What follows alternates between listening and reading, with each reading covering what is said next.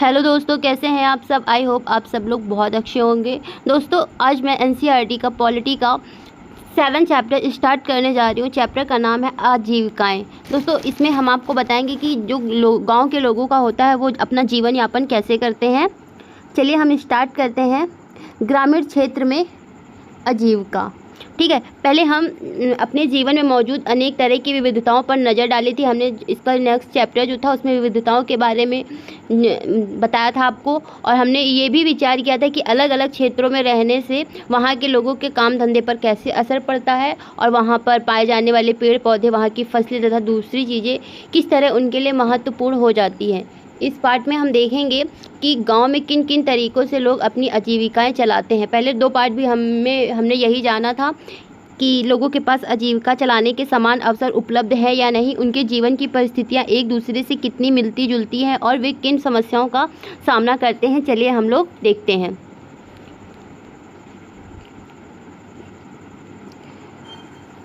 कलपट्टू गाँव। दोस्तों, ये कलपट्टू गाँव है।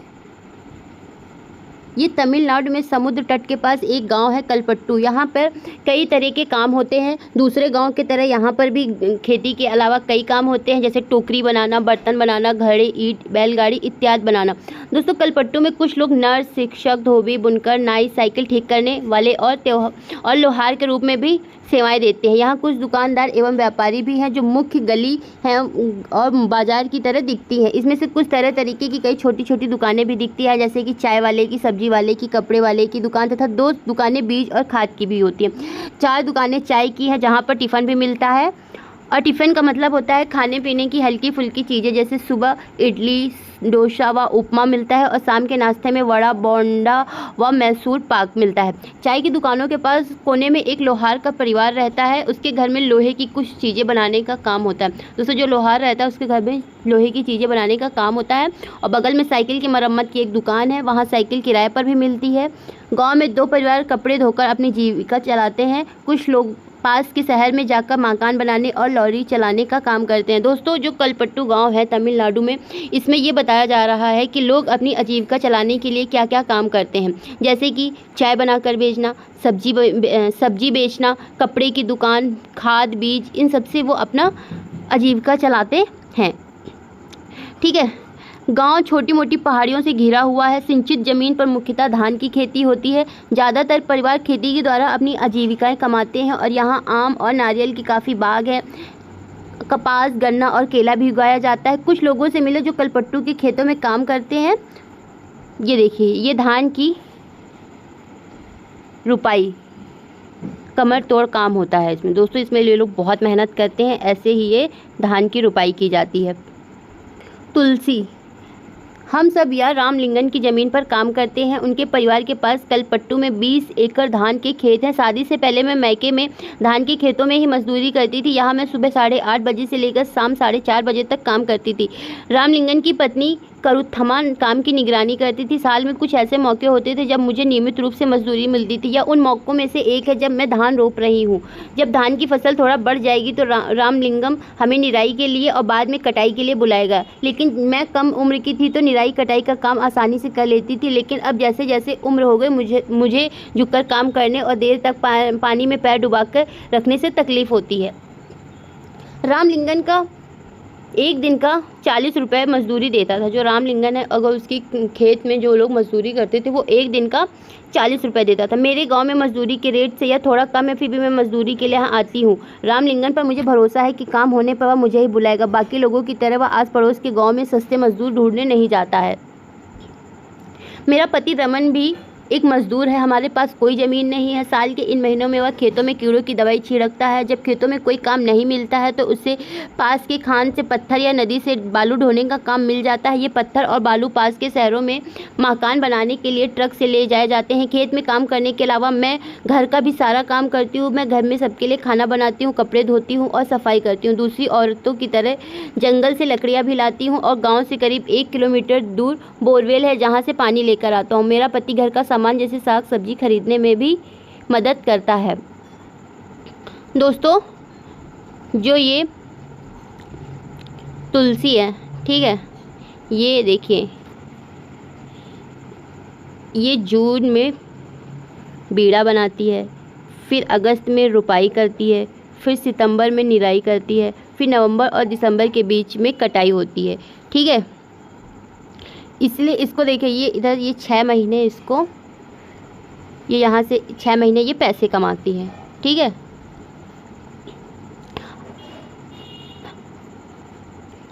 हमारी 2 बेटियां हमारे जीवन की खुशी हैं, दोनों ही स्कूल जाती है। पिछले साल एक बेटी बीमार पड़ गई थी तो उसे शहर के अस्पताल ले जाना पड़ा। हमने उसके इलाज के लिए रामलिंगन से उधार लिया था और उस उधार को चुकाने के लिए हमें अपनी गाय बेचनी पड़ी।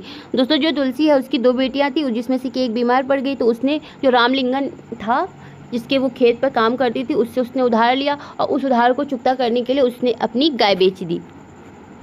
ठीक है, जैसे कि आपने तुलसी की कहानी में पढ़ा कि ग्रामीण इलाकों में गरीब परिवारों का बहुत सारा समय पानी और जलावन की लकड़ी लाने एवं जानवर चराने में बीतता है। इन कामों से कोई पैसा नहीं मिलता, लेकिन गरीब परिवारों में ये काम बहुत महत्वपूर्ण हो जाते हैं। वे मजदूरी से जो थोड़ा सा पैसा कमाते हैं उससे गुजारा नहीं होता। घर चलाने और ज़िंदगी बसर करने के लिए इन कामों को करना पड़ता है। हमारे देश में गरीब परिवार में से करीब 40% खेतिहर मजदूर हैं। कुछ के पास ज़मीन के छोटे छोटे टुकड़े हैं, बल्कि तुलसी की तरह भूमिहीन भी हैं। कई बार पूरे साल में उन्हें काम नहीं मिल पाता है तो वो मजबूरन काम की खोज में दूर दराज के इलाकों में जाना पड़ता है। इस तरह का पलायन कुछ विशेष मौसमों में ही होता है।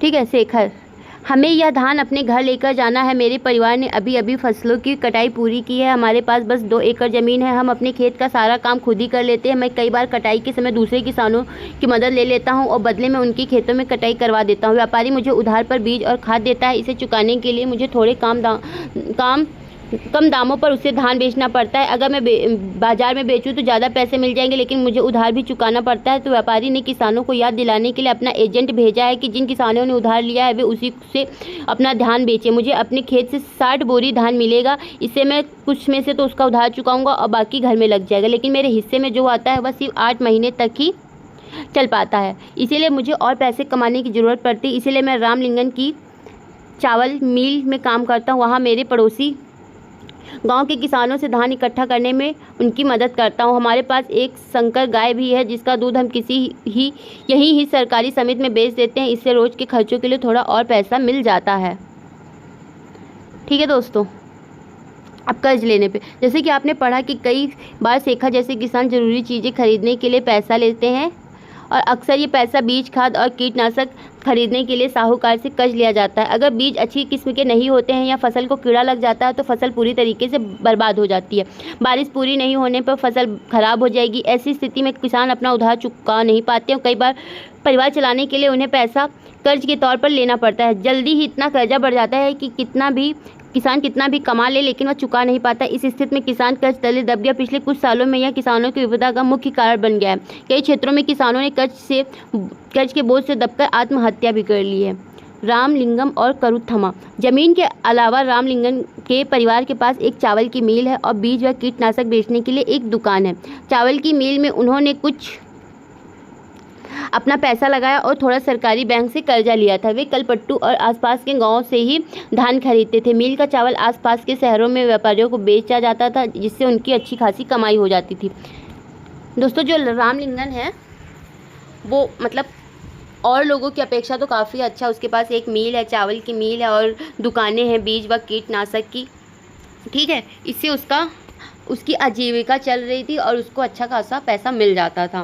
भारत के खेतिहर मजदूर और किसान, कलपट्टू गांव में तुलसी की तरह ही खेतिहर मजदूर हैं और शेखर की तरह ही छोटे किसान हैं और रामलिंगम जैसे बड़े भी किसान हैं। भारत में प्रत्येक 5 ग्रामीण परिवारों में से लगभग 2 परिवार खेतिहर मजदूरों के हैं। ऐसे सभी परिवार अपनी कमाई के लिए दूसरों के खेतों पर निर्भर रहते हैं। इसमें से कई भूमिहीन हैं और कईयों के पास जमीन के छोटे छोटे टुकड़े हैं। शेखर जैसे छोटे किसानों को तो उसकी ज़रूरतों के हिसाब से खेत बहुत ही छोटे पड़ते हैं। भारत के 80% किसानों का यही हाल है। भारत में केवल 20% किसान रामलिंगम जैसे बड़े किसानों की श्रेणी में आ जाते हैं।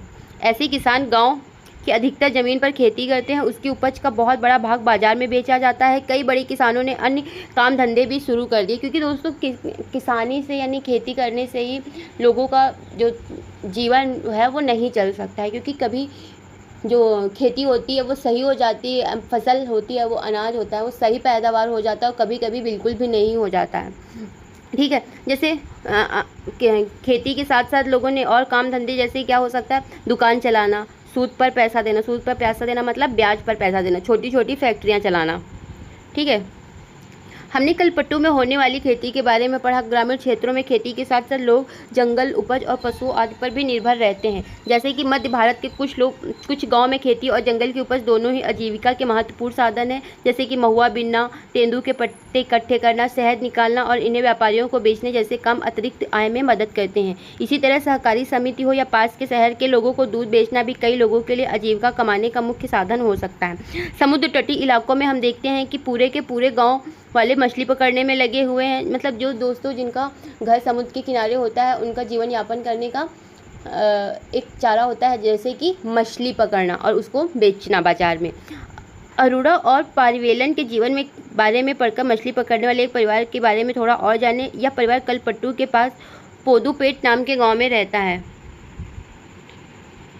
चलिए हम थोड़ा नागालैंड की सीढ़ी नुमा खेत के बारे में जान लेते हैं। यह एक गाँव है जिसका नाम चिजामी है।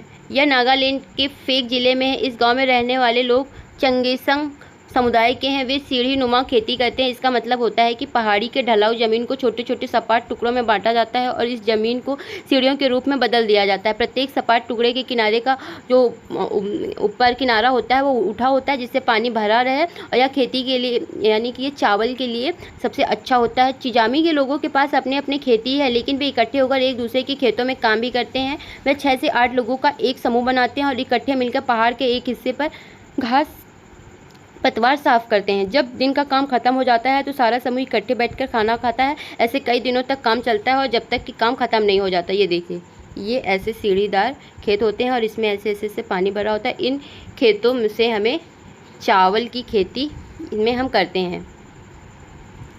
ठीक है। ये देखिए अरोड़ा और पारिवेलन की स्टोरी हम थोड़ा जान लेंगे कि ये मछुआरे हैं, इनकी कैसे ये काम करते हैं। ठीक है।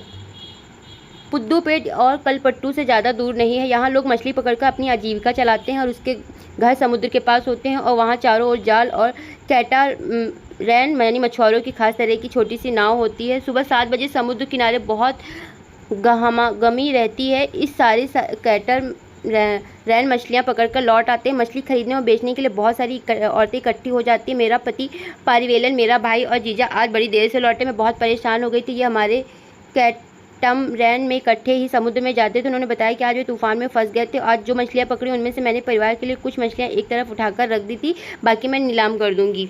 इस नीलामी से जो पैसा मुझे मिलता है वह 4 भागों में बट जाता था। 3 हिस्से इन तीनों लोगों में से बट जाते थे और जो मछली पकड़ने जाते थे बाकी एक हिस्सा उसे मिलता था जिसकी नाव और जाल वगैरह होती थी। क्योंकि जाल कैटामरैन और उसका इंजन हमारे हैं तो वह हिस्सा भी हमें ही मिल जाता था। हमने बैंक से उधार लेकर एक इंजन खरीदा था जो कैटामरैन में लगा हुआ है। इससे ये लोग समुद्र में दूर तक जा पाते थे और ज़्यादा मछलियाँ मिल जाती थी। नीलामी में जो औरतें यहाँ से मछलियाँ खरीदती थी वे टोकरे भर भर के पास के गाँव में बेचने के लिए जाती थी। कुछ व्यापारी भी हैं जो शहर के दुकानों के लिए मछलियाँ खरीदते। मैं दोपहर 12 बजे तक ही नीलामी का काम निपटा पाती हूँ और शाम को मेरा पति और बाकी रिश्तेदार मिलकर जाल को सुलझाते थे और उसकी मरम्मत करते थे।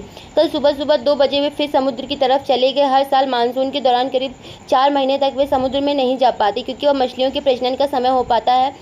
इन महीनों में हम व्यापारी से उधार लेकर अपना गुजारा चलाते। इस कारण हमें मजबूरी में उसी व्यापारी को ही मछली बेचनी पड़ती है जब हम खुद की खुली नीलामी नहीं कर पाते। वे खाली महीने काटना सबसे मुश्किल हो जाता है। पिछले साल सुनामी के कारण हमारा बड़ा नुकसान हो गया था। ये देखिए, ऐसे जो मछुआरे होते हैं वे ऐसे मछलियाँ बेचती हैं। ग्रामीण क्षेत्रों में आजीविका के साथ, ग्रामीण क्षेत्रों में लोग अपनी आय विभिन्न तरीकों से कमाते हैं। कुछ खेती बाड़ी का काम करते हैं और कुछ अन्य काम करके आजीविका चलाते हैं। खेती में कई तरीके के काम शामिल होते हैं जैसे खेत तैयार करना, रोपाई, बुआई, निराई और कटाई। फसल अच्छी हो तो इसके लिए हम प्रकृति पर भी निर्भर होते हैं। इस तरह जीवन ऋतुओं के इर्द गिर्द ही चलता है।